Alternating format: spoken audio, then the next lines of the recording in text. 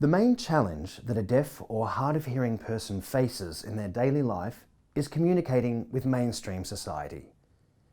Communication is often broken up into two schools of thought: signing or oral communication.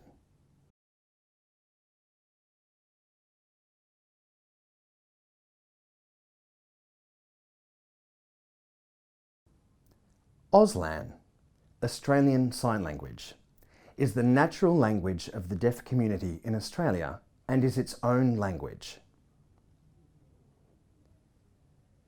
Auslan conveys complex ideas to the full extent of any other language by using signs, space, facial expressions, body languages, and lip patterns. It has its own grammar, rules, and sentence structures which are different from English. Auslan uses a manual alphabet, or fingerspelling, for times where there is no sign, such as a place name or a person's name. Auslan is visual and very accessible in many environments. Auslan can be used to communicate from across a loud space, perhaps underwater, or even through a train window.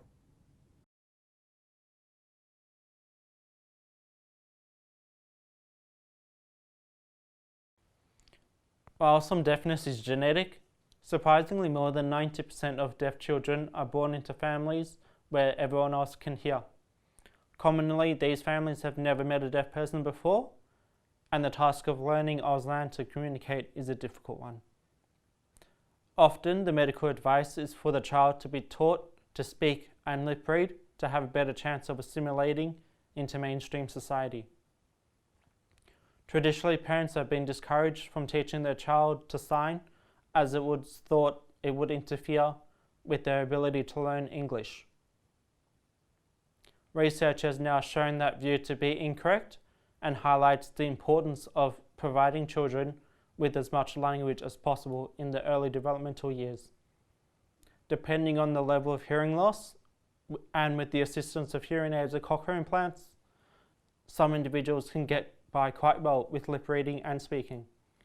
However, it is important to note that only 30% of what we say reflects on the lips and mouths, and it takes a considerable concentration to follow conversation.